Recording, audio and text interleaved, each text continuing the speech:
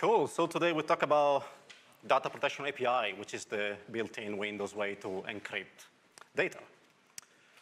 Thanks to our sponsor for the conference. So quick introduction. So my name is Claudio. I work as a principal consultant, and I'm a co-founder of Tier0 Security. I have a background as a software developer. I now work as a penetration tester, red teamer, pop-up teamer, and I also run training, and I speak at conferences. So why do we care about understanding the Windows Data Protection API?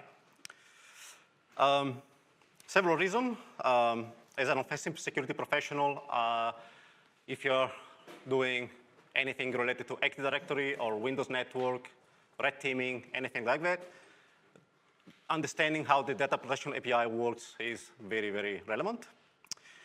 If you're a developer, you're a sysadmin, it's probably good to understand the impact in case data protection API keys gets compromised and what someone could be abusing them for. So before we start talking about the actual data DPAPI, let me tell you a story. So I was on a job a while ago. So the client wanted to perform a testing where they had the usual corporate network, okay? They also had a completely separate environment, segregated from the corporate network, where only a few bunch of employees were allowed to access this network. The only interface exposed to the corporate network to access this secure network was a web interface, where employees had to have privileges, first of all. They have to provide their username and password for the domain set up in this segregated network, which was completely disconnected from the corporate network, so completely separate account to access this secure network, okay? Plus, there was MFA. So at the top of username and password, they have to provide MFA to get access to this network via this web interface. So I will tell you at the end of the day how the data protection API allow me to finally gain access to this secure network the client asked us to test. So what is the data protection API? It's the built-in Windows way to encrypt data, okay? It is actually supposed to be very, very simple to use as a developer. So it's been built in a way that developer should not understand the internal of encryption. It's a very easy interface to use to say, hey, encrypt me this data, decrypt me this data, and there you go. So how do you use it legitimately as a developer, okay? So the data protection API logic is included in the crypt32 DLL, which comes in every Windows build. And in the header, so if you're developing a software, you will include the DPAPI.h header in a C, C++ program, for example. And the DPAPI only exposes 5 functions in total, so not much, okay? So the 2 main functions we are interested are crypt protect data, which by the name tells you that this function takes some data in and encrypts the data and return a blob of encrypted data. At the same time, the unprotect data takes an encrypted blob of data in and gives you the clear text. So the blob of data does not only contain the actual encrypted data, it's an actual blob of data, which also includes the key ID that was used to encrypt the data and some other information, which we'll cover soon. At the same time, if you are writing software in .NET and C#, you can use the DPAPI using the system security cryptography namespace. And again, very, very simple to use. You have some original text, that's some sample data you want to encrypt. You call the function protectData.protect, passing the data you want to encrypt with a custom entropy if you want. And that's literally it. You don't have to do anything else. That's how simple it is to use the data protection API. As I mentioned, the DPAPI exposes 5 functions. The other 3 functions that are supported by DPAPI are the following. You can actually encrypt data in process memory, not only on disk. So for example, you write software where you might take some parameter which might contain sensitive data. You can actually encrypt the data in the process memory using the DPAPI, using this crypt protect memory. And at the same time, you can use the crypt and protect memory to decrypt it when you need it. The last function provided by DPAPI is crypt update protect state. This is only used when Active Directory domain is migrated from one to another domain. Usually not very relevant. We don't really care about this. So we'll just focus on the first two functions I mentioned at the beginning. So let's have a look how actually it works internally. How does Windows do this encryption? How does it work, okay? Of course, when we talk about cryptography, keys must exist somewhere, right? So the DPAPI use keys, of course. So there are different types of keys for the DPAPI. So the session key is the actual symmetric key, which is used to encrypt and decrypt the data. The interesting part of the symmetric key is actually not stored anywhere in disk. Even though it's the key used to encrypt and decrypt, it doesn't actually get stored anywhere. It's not present, okay? So how does the DPI encrypt data? So there is another set of keys, which are called master keys, often commonly referred also as strong keys. These keys are not actually used for encryption. They are actually used to derive the symmetric key.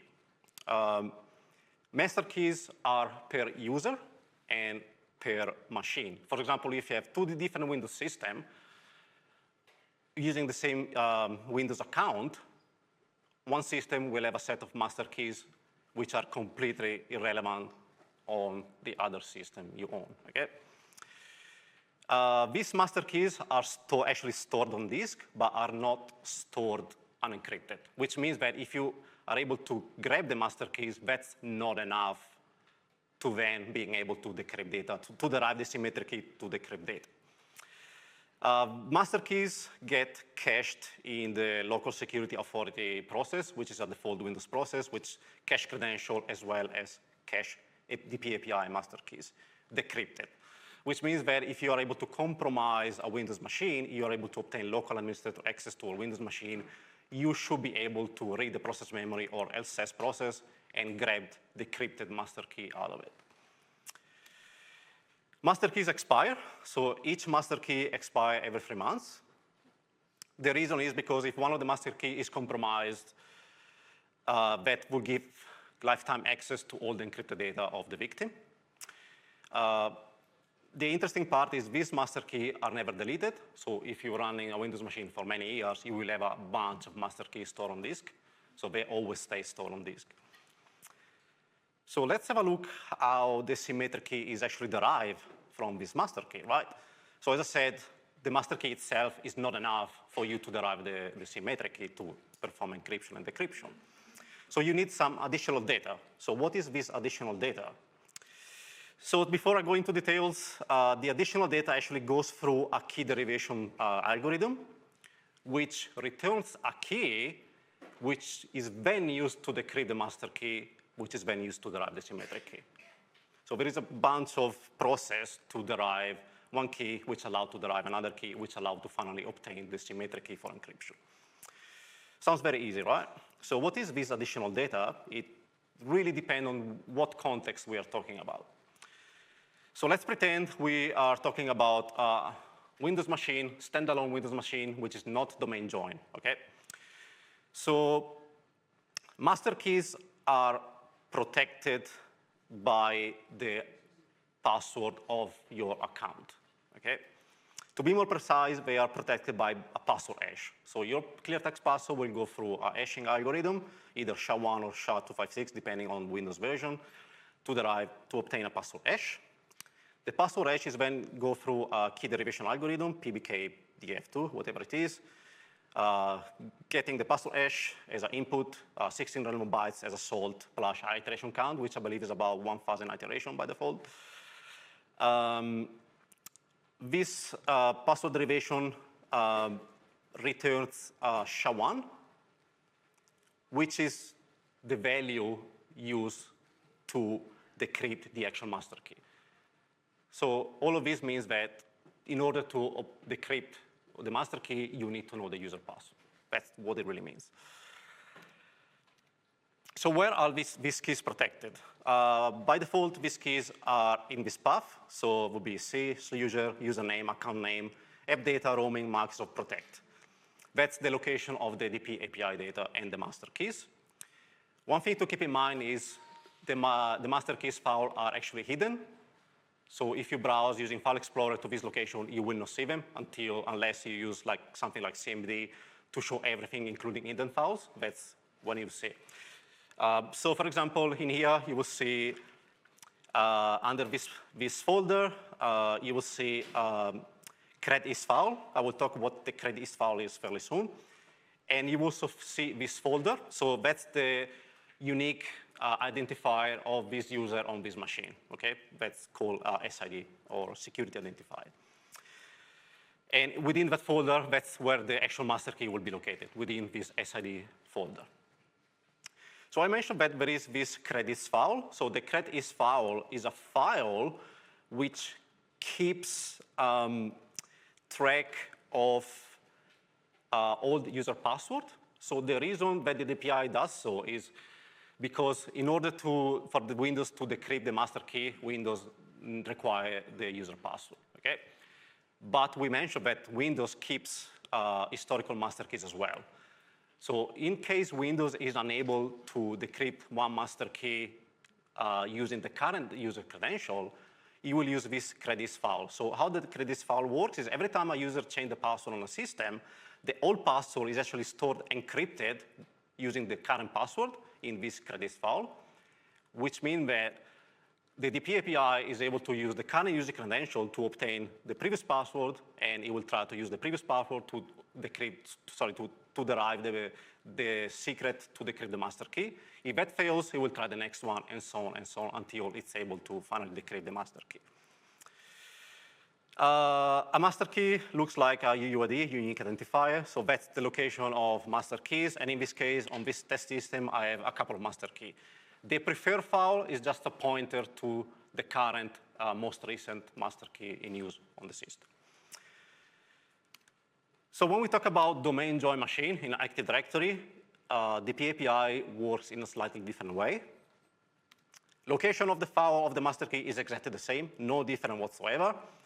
The main difference is there is no credential history file for domain users. The reason why there is no credential file is because in an Active Directory domain, there is a concept of master key, a domain controller master key. So how does it work? So every domain has a unique set of public and private key, which is RSA key. The private key, of course, gets stored on domain controller. No one can access apart from domain administrator. And when a new master key is generated on one of the client workstation, what Windows does is the master key will be encrypted using the credential, the current user credential, but also will be encrypted using the public key of the domain controller, which means that if the user forgets the password and may need to do a password reset, the DPAPI will still be able to decrypt the master key by contacting the domain controller over a secure channel, passing the master key. The domain controller has its own private key. It will be able to decrypt it and pass it back to the Windows machine to decrypt the master key for the user. One thing I need to mention about domain controller and Active Directory is if the domain controller master key gets compromised for whatever reason, Microsoft does not provide any way to rotate this key, which means that if it gets a compromise, the only solution you have is rebuild the domain from scratch, or you rely on third-party tools which are not Microsoft-specific products. So how does it look on a domain join machine? Sorry. Oh, this is, so we talked about users so far. The DPAPI also apply to machines as well. So local machines are able to encrypt and decrypt data using the DPAPI as well. The machine master keys are stored in this location, Windows System 32 Microsoft Protect, okay? Those would be the master keys of this particular test virtual machine I was using. Within the user folder, those would be the keys of local services running on the machine, which is not the machine account, but local services on the machine, which use their own set of master keys. And looks exactly the same as any other master key folder, okay? Of course, there is no concept of credential for machine accounts. So machine account, even though in a domain join environment, machine have passwords, The DPAPI master keys for machine accounts are not protected by password. They are protected by a unique LSA secret, which is stored in the registry. Access to this registry key is only allowed to the system account, which is the highest level privileges running on each individual system machine. The LSA secret also uses the boot key to derive a key which is then used to decrypt the master key, which is then used to derive the actual symmetric key for encryption. So that's kind of a high level how DPAPI works for local user, domain user, and actual machine accounts.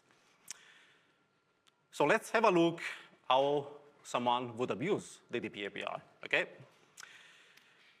So let's talk about local users. So if an attacker is able to gain access to a victim host, they could either use the DPAPI legitimately. So they could write a simple software which invokes the DPAPI provided by Windows. Because you are running within the user context, you do not need to know the user credential to decrypt data. You are the user literally running on a machine. It doesn't matter if you're a legitimate user or not. Using the Windows API in the user context will automatically allow you to decrypt master keys. Another way, if you know the user password and you're somehow able to gain access to the actual master key files, you can grab them and you can decrypt them offline by just knowing the password.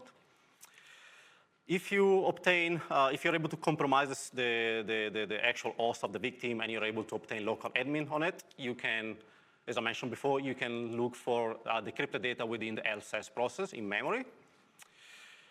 If you're able to gain access to the credit history file or the actual master key data, you can actually try to brute force the user password just by having one or the other, either the master key or the credential history file. For the main user, is very, very similar. The only main difference is that in order to decrypt master keys for the main user, you do not necessarily need to know the clear text password. You can simply know the NTLM hash, which in a Windows environment is pretty much the equivalent of having the password. If you're able to compromise the actual domain and obtain privileged access in the domain, you are able to actually grab the private key from the domain controller and decrypt every master key for every domain user in the environment. For machine key, the only way to abuse them is to compromise the host. You will need to at least obtain local admin in order to abuse it, in order to decrypt machine master keys. There are a bunch of open source tools that allow you to kind of abuse it. Probably the main one is the top one, which is called Sharp DPAPI. It's a C# based open source tool which supports a lot of different functions to abuse DPAPI. There are a lot of other tools. Mimikatz can do it. Impacket, which is a Python tool. There are some other Python tools like DonAPI and DPAPI Peak and so on. So let's have a look at some practical example, okay? So in this particular example, let's pretend we have access to the victim host. We are running in the user context on this victim machine. And let's pretend we know the actual victim password for whatever reason. We can just run the tool saying, hey, Sharp DPAPI, I know the password. In this case, is very simple. It's ch1. The tool will go grab the master key, derive the key, and tell you, hey, this is actually the symmetric key, okay? Once we know the symmetric key, what we can do is we can go and actually decrypt data. So in this case, let's pretend we have an encrypted string in a base64 format, and we are going to use the key derived from the previous step in this step, and we will be able to decrypt whatever secret the user had. You can do the exact same thing. As I said, if you know the victim password, you can simply copy the master key data to a machine you control. And you can do the exact same thing offline. You don't need to run in the context of the user on the victim machine. You grab the key, you know the password, and you do the exact same thing, okay? you will be able to point to the local path or where you copy the master key to your local machine. You pass the password as a parameter. You pass the unique user identifier, which you grab it from the remote host of the victim. You derive the master key, which then you use in the same way to decrypt the encrypted data. Another example, you might have access to the victim host, but you don't know the victim password. As I said, you can simply run in the user context. You don't need to know the password. You are effectively the user, and you should be able to just simply decrypt the data running in the user context. So Windows has this concept of Windows credential. So for example, if you have access to Windows host and you try to remote desktop to another host, Windows allows you to save credential. So Windows has this concept of Windows credential. They are literally called that. So Windows credential are encrypted using DPAPI and nothing else. So if you have access to the Windows credential, you can copy them over to your control machine. If you know the user password, you can then obtain the master key and decrypt every Windows credential that the user has saved on their machine. Another interesting scenario is where you might be able to gain access to the master keys only. So you're not running in the context of the user. You only have access to the master keys. So what you can do is you can actually use the master key to try to brute force the user credential. Okay? So if the user is using a weak password, just by having the master key, you will be able to retrieve the credential of the victim. Things get way more interesting when we're talking about domain. So if you're running in a domain context, as I said, if you're able to compromise the domain, you can simply ask the domain controller, hey, please give me the private key, I need it. There are different tools that can do it. Sharp DPAPI can do it. Mimikatz can do it. Inpacket can do it. So plenty of tools, open source out there to do the same thing.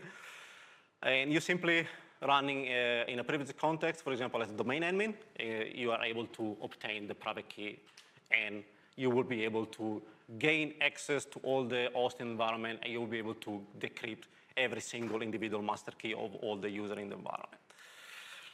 The same thing can be done using Inpacket, as I said, same set of commands, get the private key from the domain controller.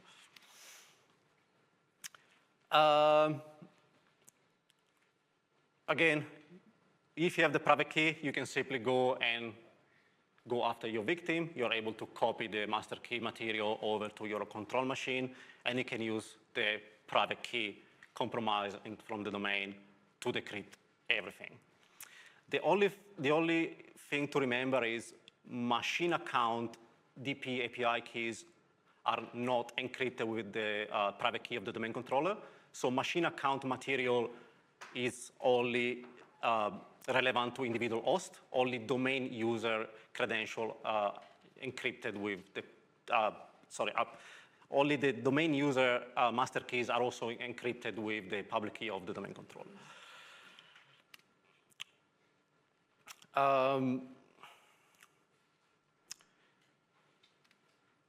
So I previously mentioned that when we write software to use the DPAPI API, we can also pass entropy. So entropy is just a random set of bytes that you can use at the top of the DPAPI, which means that if you obtain master key material, so if you obtain the encrypted data which was encrypted using the DPAPI, if you do not know the entropy, that will not be enough for you as an attacker to decrypt the data.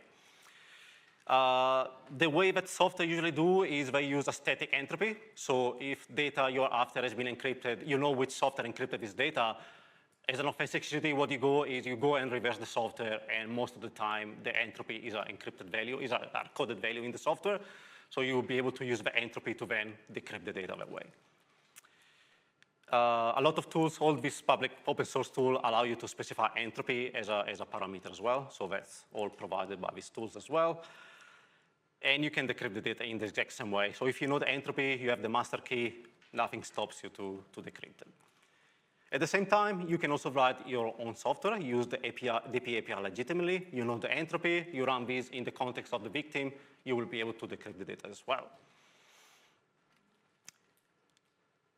So let's specifically talk about browser now. So browsers are very, very interesting because Edge and Chrome use the DPAPI to actually encrypt cookies. So when you authenticate to a website, cookies are set, a new session is set, and these cookies are stored on disk, encrypted with the DPAPI. Most specifically, browser use a state key. So the state key is the actual secret used to encrypt cookies, but the state key, it is itself encrypted using DPAPI. Okay, so let's see a scenario. Let's pretend we are targeting a victim which has an authenticated session in Gmail or whatever you can think of, right? So if we are able to obtain the browser material from the victim host, we can copy the material over, okay? We copy the master key material of the DPI over to ourselves, and we copy these two browser files, which is the local state and the cookies. So again, different various set of tools you can use. So this is one of open source tool called Claudio. So in this particular example, let's pretend we have compromised the domain. We have the domain controller private key. We have the victim browsing data. We have the victim DPAPI master key material. What we can do is we can actually decrypt the state key of the browser, which then allow us to decrypt all the cookies that the browser set on the victim machine. So by doing so, we end up with a long text file of all the cookies set by the victim, including Gmail or whatever authentication session the user had. But there is also a nicer, easier way without messing around, copy and paste cookies from a browser to another, which can be very, very painful. What you can do is you can actually grab the browsing data from the victim machine, okay? You're able to know which master key of the victim was used to encrypt the state file of the browser because, as I mentioned at the beginning, the encrypted blob data will contain the master key ID, which was used to encrypt the state key, okay? So you can actually craft the master key locally on your attacker machine, okay? By doing so, magically, the browser on your local machine will know that the master key ID that was used to encrypt the state key is the one you know, so you crafted yourself. So the browser on your local machine will think, okay, this is the master key, but we'll use it, so I'm able to actually decrypt this cookie. And as an attacker, you have access to everything that the victim had access in the authenticated session on their browser. So to quickly finish off, I mentioned about the story at the beginning. So this is literally what I ended up doing in that particular scenario. So it was a 5-minute domain compromise to domain admin on the corporate environment. I was hunting down which workstation these secure network employees that had access to this thing were logged into. So I accessed their workstation, I grabbed the master key material, I grabbed the browsing data material, I decrypted it, and I took over the session, okay? So because the session was authenticated, I didn't need to know the password, I didn't need MFA. All I needed is that cookie. And by using DPAPI, that was straight access to this secure network. Very, very, very quick thing. Chrome is going to release device-bound cookies. So at the end of the year, this year, we are releasing a beta version of Chrome, which will allow for a web application to kind of bound the cookies to that specific device, okay, using the TPM cryptographic hardware device on your machine, which means that as an attacker, if you're able to compromise the cookies of the victim and copy them over to your machine, this cookie will not be valid unless you run within the context on the victim host, which is way, way harder as an attacker to do. Rather than just stealing cookies, you would need to proxy through the victim machine in order to abuse this type of attacks. So this is coming very soon, end of this year or probably beginning of next year. So yeah, hopefully you learned something new about DPAPI, how encryption works on Windows, and things to consider if I'm writing software for Windows as a developer. And that's it. Thanks for listening to me.